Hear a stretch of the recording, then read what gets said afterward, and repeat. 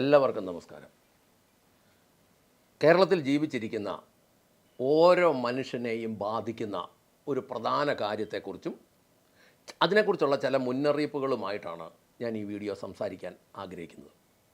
ഞാൻ ഈ ദിവസങ്ങളിൽ അനേക വർഷം ജർമ്മനിയിലും സൗദിയിലുമൊക്കെ ജോലി ചെയ്ത, ഇപ്പോൾ ഒരു വിശ്രമ ജീവിതം നയിക്കുന്ന നല്ല മൂല്യങ്ങളുള്ള ഒരു ഡോക്ടറുമായി സംസാരിച്ചപ്പോൾ അതിനുശേഷം അദ്ദേഹം എന്നോട് പറഞ്ഞു തന്ന കാര്യങ്ങളാണ് ഈ വീഡിയോയുടെ ശാസ്ത്രീയ അടിസ്ഥാനം. അദ്ദേഹം പറയുക, കേരളത്തിലെ ചികിത്സാ സമ്പ്രദായത്തിൽ 90% തകിടം മറിഞ്ഞു നിൽക്കുക. എന്നിട്ട് അദ്ദേഹം തന്നെ പറഞ്ഞ ഒരു കാര്യമുണ്ട്, ഞാനത് പിന്നീട് അന്വേഷിച്ചപ്പോൾ ശരിയാ, ലോകത്തിൽ ഏറ്റവും കൂടുതൽ ആശുപത്രികളുള്ള ഒരു സ്ഥലമായി കേരളം മാറുക. അതുപോലെ ഏറ്റവും കൂടുതൽ മെഡിക്കൽ സ്റ്റോറുകൾ, ഏറ്റവും കൂടുതൽ ലാബോറട്ടറികൾ ഒക്കെയുള്ള ഒരു സംസ്ഥാനമായി കേരളം മാറുക. അതെന്താണെന്ന് ചോദിച്ചാൽ, അതങ്ങനെ ഒരു വലിയ മേഖല നമ്മുടെ കേരളത്തിൽ രൂപപ്പെട്ട് വരുന്നുണ്ട്. വലിയൊരു മേഖല. അതിന് കുറച്ച് നല്ല വശങ്ങളുമുണ്ട്, അതിൽ കൂടുതൽ അതിനകത്ത് ഭീകര വശങ്ങളുമുണ്ട്. അപ്പോൾ അദ്ദേഹം പറഞ്ഞത് ചില കാര്യങ്ങളാണ് ഞാൻ പറയാൻ പോകുന്നത്. ഒന്ന്, ലാബോറട്ടറി മേഖലയിലെക്കുറിച്ചാണ് പറയുന്നത്. നമുക്കിപ്പോൾ എന്തെങ്കിലും ഉണ്ടായ 2 ദിവസം പനി നിന്നാൽ, 2 ദിവസം അടുപ്പിച്ച് ചുമ നിന്ന് കഴിഞ്ഞാൽ ഉടനെ തന്നെ അതിൻ്റെ കാരണം കണ്ടുപിടിക്കാൻ ആദ്യമേ അയക്കുന്ന ഒരു സ്ഥലമാണ് ലാബോറട്ടറികൾ. അദ്ദേഹം പറയുക, വിശ്വസിക്കാൻ കൊള്ളാവുന്ന ലാബോറട്ടറികൾ ഇന്ന് വളരെ കുറവാണ്. അതിന് ചില കാര്യങ്ങൾ പറഞ്ഞു. ഒന്നാമത്തെ കാര്യമെന്ന് പറയുന്നത്, തിങ്കൾ മുതൽ വെള്ളി വരെയുള്ള ദിവസങ്ങളിലെ സാധാരണ വർക്കിംഗ് ടൈമുകളിലെ ലാബോറട്ടറികളിൽ സീനിയർ സ്റ്റാഫുള്ളൂ. എന്ന് പറഞ്ഞാൽ വിദ്യാഭ്യാസവും വിവരവും പിന്നെ പ്രവർത്തന പരിചയമൊക്കെ ഉള്ള സ്റ്റാഫുകൾ തിങ്കളാഴ്ച മുതൽ വെള്ളിയാഴ്ച വരെ ഈ സ്ഥാപനങ്ങളിലുള്ളൂ. അപ്പോൾ ഞാൻ അദ്ദേഹത്തോട് ചോദിച്ചു, അപ്പോൾ അതിന് നമുക്കെന്നാ കുഴപ്പം? അദ്ദേഹം പറഞ്ഞു, ടെസ്റ്റുകൾക്ക് നല്ല റിസൾട്ട് കിട്ടണമെങ്കിൽ ഈ തിങ്കളാഴ്ച മുതൽ വെള്ളിയാഴ്ച വരെയുള്ള ദിവസങ്ങളിൽ പോയാൽ സീനിയർ സ്റ്റാഫുണ്ട്, അത് 90% ടെസ്റ്റ് റിസൾട്ട് വിശ്വസിക്കാം. അതിനുശേഷമുള്ള സമയങ്ങളിൽ ഈ ജൂനിയർ പിള്ളേരാണ് നിൽക്കുന്നത്. ഇത് ഈ 3 മാസം 6 മാസത്തെയൊക്കെ കോഴ്സ് കഴിഞ്ഞിട്ടാണ് വരുന്നത്. അവർക്ക് സ്വാഭാവികമായിട്ട് മനസ്സിലാകുന്നത്, അവർക്ക് ഇതിനോടൊന്നും ഒന്ന് കാര്യങ്ങൾ അറിയത്തില്ല, 2 ശമ്പളവും കുറവാണ്, 3 മാനേജ്മെൻറ്റിൻ്റെ ഒരു ധിക്കാരപരമായ പെരുമാറ്റമുണ്ട്. ഇങ്ങനെയെല്ലാം കൂടി ആകുമ്പോൾ അവരെന്നതിലൊക്കെ കാണിച്ചു വെച്ചിട്ട് പോകും. പക്ഷേ രോഗി ചെല്ലുമ്പോൾ അവൻ യഥാർത്ഥത്തിൽ കിട്ടേണ്ട റിസൾട്ട് കിട്ടുകയില്ല. പിന്നത്തെ ഒരു കാര്യം, ഇവർ ഈ ഇതിനകത്ത് ചേർക്കുന്ന റീ ഏജൻറ്റുകൾ എന്ന് പറഞ്ഞാൽ റിസൾട്ട് കിട്ടാൻ വേണ്ടി ബ്ലഡോ ഒക്കെ എടുത്തിട്ട് ഇതിനകത്ത് ചേർക്കുന്ന റീ ഏജൻറ്റുകൾ എന്ന് പറയുന്ന ചില കെമിക്കൽസ് ഉണ്ട്. അതൊന്നും നിലവാരമില്ലാത്തതാണെങ്കിൽ, മിക്കവാറും ഉള്ള പല ലാബോറട്ടറികളിലും ഇതൊന്നും നിലവാരമില്ലാത്തതാണ്. അങ്ങനെയുള്ള സാധനം എടുക്കുമ്പോൾ നമുക്ക് ഉദ്ദേശിക്കുന്ന രീതിയിലുള്ള നിലവാരം കിട്ടുകയില്ല. അതായത് ഡിസ്കൗണ്ട് കൂടും തോറും, ഇപ്പോൾ ലാബോറട്ടറിയുടെ ഒക്കെ ഫ്രണ്ടിൽ എഴുതി വെച്ചേക്കുന്ന കാണാൻ മേലെ 50% ഡിസ്കൗണ്ട്. ആ ഡിസ്കൗണ്ട് കൂടും തോറും ഈ റിസൾട്ട് മോശമായി വരും. കാരണം നമ്മുടെ ആരോഗ്യത്തിനാണ് ഡിസ്കൗണ്ട് എന്ന് പറയുന്നത്. ആരോഗ്യത്തിനാണ് ഡിസ്കൗണ്ട് എങ്കിൽ മാന്യമായി ചെയ്ത് കിട്ടേണ്ട ഫലം കിട്ടുന്നില്ലെങ്കിൽ ആ ട്രീറ്റ്മെൻറ്റ് തുടക്കത്തിലേ പാളിപ്പോവും. ഇനി നമ്മളിത് പിന്നിലോട്ട് നോക്കുമ്പോൾ അതിനൊരു ഉദാഹരണം കാണിച്ചു തന്നത്, ഈ ബ്ലഡ് പ്രഷർ പോലും ടെസ്റ്റ് ചെയ്യുന്നത് അറിയാവുന്നവർ നോക്കുമ്പോഴും അല്ലാത്തവർ നോക്കുമ്പോഴും ഒക്കെ റീഡിങ്ങിൽ വ്യത്യാസമുണ്ട്. നമ്മുടെ നാട്ടിൽ കിട്ടുന്ന പല സംവിധാനങ്ങൾക്കും ക്വാളിറ്റിയുടെ പ്രശ്നമുണ്ട്, ഈ അളക്കുന്ന മെഷീനറികൾക്കൊക്കെ.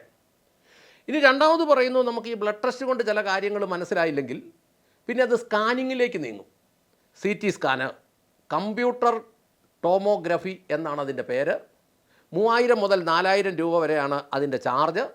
ഇതൊരു പരിധി വരെ എക്സ്റേ ആണ്. അതുകൊണ്ട് പറ്റാതെ വരുമ്പോൾ MRI, അതിന് മാഗ്നറ്റിക് റെസൊണൻസ് ഇമേജിംഗ് എന്നാണ് അതിനെ പറയുന്നത്.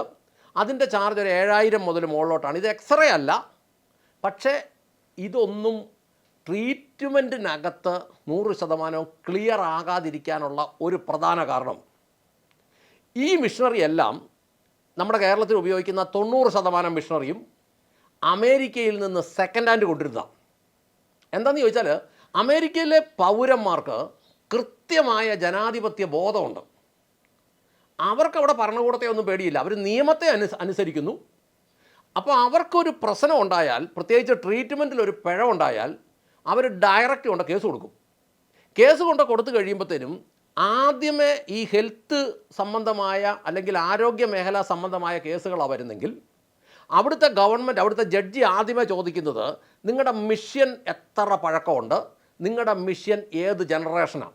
ഇപ്പോൾ CT ആണേലും MRI ആണേലും പിന്നെ പെറ്റ് സ്കാനൊക്കെ ആണേലും 11ാം ജനറേഷൻ മിഷനാണെന്നാണ് പറയുന്നത്. അപ്പോൾ ഈ പുതിയ ജനറേഷൻ നമ്മൾ പറയല്ലേ 2G 3G 4G 5G എന്നൊക്കെ പറയുമ്പോൾ ഇതെല്ലാം ഓരോ ജനറേഷനായിട്ടാണ് നമ്മൾ ആ സംവിധാനത്തെ പറയുന്നത്. എന്ന് പറഞ്ഞ പോലെ ആരോഗ്യ മേഖലയിലും പുതിയ കണ്ടുപിടുത്തങ്ങൾ നടക്കുമ്പോൾ പുതിയ ജനറേഷൻ മിഷനറികൾ വരും. 11ാം ജനറേഷൻ മിഷനറിയാണ് ഏറ്റവും പുതുതായിട്ട് ഉപയോഗിക്കുന്നതെന്നാണ് പറയുന്നത് പെറ്റ് സ്കാനിനും MRIയിലും ഒക്കെ. പക്ഷേ ഇതിൻ്റെ തൊട്ട് പുറകോട്ട് കിടക്കുന്ന ജനറേഷനിലുള്ള മെഷീനുകൾ അവിടെ കേസുണ്ടാകും, അതിന് വലിയ നഷ്ടപരിഹാരം കൊടുക്കേണ്ടതുകൊണ്ട് അങ്ങനെയുള്ള മെഷീനറികൾ അവിടുന്ന് നിസ്സാര വിലയ്ക്ക് അവർ വിൽക്കും. കേരളത്തിൽ ഞാൻ അന്വേഷിച്ചപ്പോൾ മനസ്സിലാകുന്നത് ഇത് ഇവിടെ കൊണ്ടുവന്ന് വിൽക്കുന്ന വലിയൊരു ലോബിയുണ്ട്. അമേരിക്കയിൽ നിന്ന് അവരുപേക്ഷിച്ച് കളഞ്ഞ second hand MRI CT PET scan മെഷീനറികളൊക്കെ കൊണ്ടുവരുന്ന ഒരു വലിയ ലോബിയുണ്ട്. അതുകൊണ്ട് തന്നെ നമ്മുടെ റിസൾട്ടുകൾ 90% അത് കൃത്യമാകാൻ സാധ്യതയില്ല. ഇനി ഈ CT ആണേലും ഈ MRI ആണേലും ക്ലിയർ ആകുന്നില്ലെങ്കിൽ, പ്രത്യേകിച്ച് നമ്മുടെ ആന്തരിക അവയവങ്ങളിൽ വളരെ ചെറിയ അവയവങ്ങൾക്കകത്തൊക്കെയുള്ള ക്യാൻസറസ് പോലെയുള്ളത് കണ്ടുപിടിക്കണമെങ്കിൽ പെറ്റ് സ്കാൻ ചെയ്യേണ്ടി വരും. ഈ പെറ്റ് സ്കാൻ എന്ന് പറഞ്ഞാൽ പോസിട്രോൺ എമിഷൻ ടോമോഗ്രഫി എന്നതിൻ്റെ പേര്. അതെല്ലാം ഡോക്ടർ എഴുതി തന്നുകൊണ്ടല്ലേ, എനിക്കിതൊന്നും അറിയാവുന്നതല്ല. ഈ പെറ്റ് സ്കാൻ ചെയ്യണമെങ്കിൽ അത് രോഗിയിലൊരു ഷുഗർ ഇഞ്ചെക്റ്റ് ചെയ്യുക. ഈ ഷുഗറിനകത്തൊരു റേഡിയോ ആക്റ്റീവായ ഒരു മെറ്റീരിയലൂടെ ചേർത്തിട്ടുണ്ട്. ഈ റേഡിയോ ആക്റ്റീവായ ഈ ഷുഗർ ബ്ലഡിൽ കൂടെ കയറിപ്പോയിട്ട് എവിടെയെങ്കിലും ക്യാൻസറസ് ഉള്ള സ്ഥലത്ത് ചെല്ലുമ്പോൾ അവിടെ ഇവൻ സ്ട്രക്കാവും. എന്നിട്ടാണ് പിന്നെ ചിത്രം എടുക്കുന്നത്. ആ ചിത്രം പെർഫെക്റ്റ് ആയിരിക്കും പെറ്റ് സ്കാന്.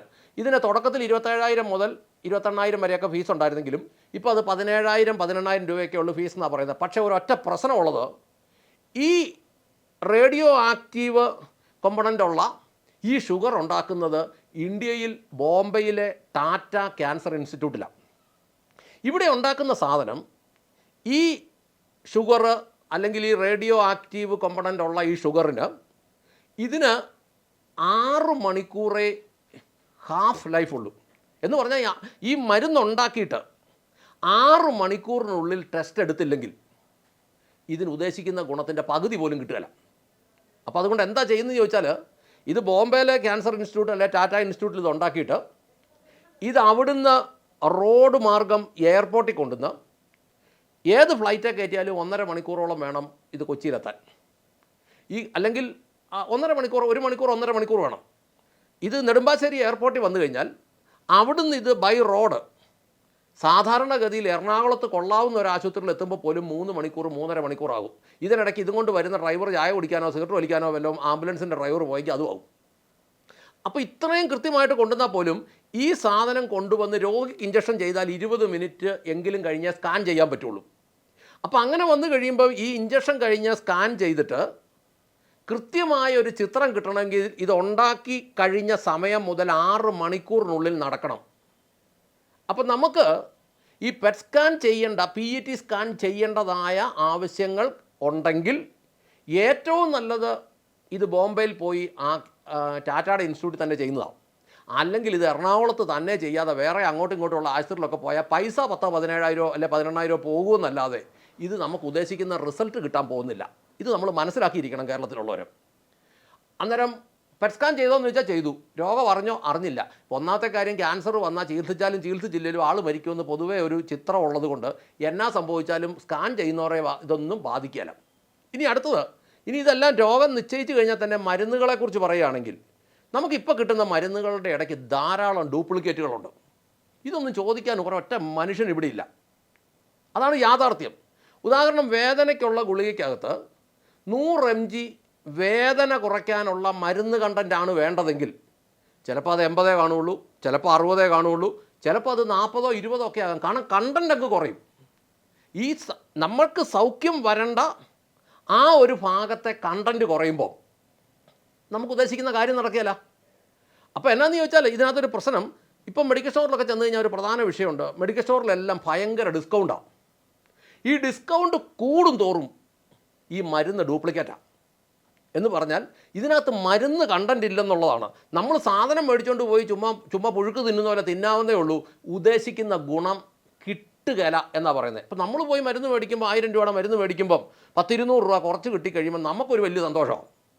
പക്ഷേ ഈ മേടിച്ചതിനകത്ത് ഇത് നമ്മുടെ രോഗം മാറാനുള്ള സംവിധാനം ഇല്ലെന്ന്, അത് കുറച്ചിട്ട് വല്ല അത്യാവശ്യം ഇത് ഗുളിക ഉണ്ടാക്കാൻ ചേർക്കുന്ന സംവിധാനം എന്താണോ അതൊക്കെ കാണുകയുള്ളൂ. നോക്കുമ്പോൾ ഗുളികയുണ്ട്, പക്ഷേ ഉദ്ദേശിക്കുന്ന ഫലം കിട്ടുകയില്ല. ഈ അമേരിക്കൻ, ജർമ്മൻ ഒക്കെ അല്ലെ യൂറോപ്പിൽ നിന്നൊക്കെ വരുന്ന പല കമ്പനികളുടെയും മരുന്നുകൾ ഹൈ ക്വാളിറ്റിയാണ്. പക്ഷെ പലതും ഇന്ത്യയെ മേടിക്കാൻ ചെല്ലുമ്പോൾ മെയ്ഡ് ഇൻ US എന്നൊക്കെ കണ്ടാലും സ്റ്റിക്കറൊക്കെ ഉണ്ടെങ്കിലും ഇതൊക്കെ നിർമ്മിച്ചിരിക്കുന്നത് ശിവകാശിയിലാണെന്നൊക്കെയാണ് പറയുന്നത്. അങ്ങനെ വരുമ്പോൾ നമ്മുടെ ആരോഗ്യ രംഗം എത്ര മോശമാണ് എന്ന് നമ്മൾ ചിന്തിക്കേണ്ടി വരും. അതുകൊണ്ട് ഇനി മുന്നിലോട്ട് ലാബറട്ടറികളിൽ പോകുമ്പോഴും ഒക്കെ കൃത്യമായി നോക്കിയിട്ട്, അത് ഡോക്ടർമാരാണേലും ഫിസിഷ്യന്മാർ നമുക്ക് ഇച്ചിരി എക്സ്പീരിയൻസ് ഉള്ള അറിയാവുന്ന ആളുകളുടെ അടുത്ത് പോയിട്ട്, അതുപോലെ എല്ലാ കാര്യങ്ങളും ഒരു സെക്കൻഡ് ഒപ്പീനിയൻ, ഒരു രണ്ടാമത്തെ അഭിപ്രായം കൂടി എടുത്തിട്ട് നമ്മൾ പറ്റുന്നിടത്തോളം ഏതൊക്കെയായാലും മേജർ ട്രീറ്റ്മെൻറ്റുകൾ ചെയ്യേണ്ടി വരികയാണെങ്കിൽ കുറേയും കൂടി അതിൻ്റെ ഒറിജിനൽ റിസൾട്ട് കിട്ടുന്ന സ്ഥലം എവിടെയാണെന്ന് കണ്ടുപിടിച്ചിട്ട് അതിനനുസരിച്ചൊക്കെ മാറാൻ നമ്മൾ ശ്രമിക്കണം എന്നതിന് ഒരു മുന്നറിയിപ്പ് പറയാൻ വേണ്ടിയിട്ടാണ് ഞാൻ ഈ വീഡിയോ ചെയ്തത്. ഏതൊക്കെയായാലും ഒന്ന് മനസ്സിലാക്കിക്കോ, കേരളത്തിലെ CT, MRI, PET സ്കാൻ ചെയ്യുന്ന മിഷനറികൾ, PET സ്കാൻ ചെയ്യുന്ന മിഷനറികളിൽ നല്ലൊരു ശതമാനവും സെക്കൻഡ് ഹാൻഡാണ്. ഇത് കൊണ്ടുവന്ന് ഇവിടെ വിൽക്കുന്ന വലിയൊരു ലോബിയുണ്ട്. ആ ലോബിക്ക് ഇവിടുത്തെ ജനത്തോടോ ഇവിടുത്തെ ആരോഗ്യത്തോടോ ഒന്നും യാതൊരു ഒരു താല്പര്യമുള്ളവരല്ല. ഈ സംവിധാനം കൊണ്ടുവച്ച് ഇത് നടത്തുന്ന സംവിധാനങ്ങൾക്കും ആശുപത്രിക്കാർക്കും ഇവിടുത്തെ ജനത്തിനോട് യാതൊരു താല്പര്യവും ഇല്ല, പൈസ മാത്രമേ താല്പര്യമുള്ളൂ. അതിനകത്ത് നമ്മൾ പെട്ട് നശിച്ചു പോകരുത് എന്ന് ഓർമ്മിപ്പിച്ചുകൊണ്ട് നിർത്തട്ടെ. നന്ദി, നമസ്കാരം.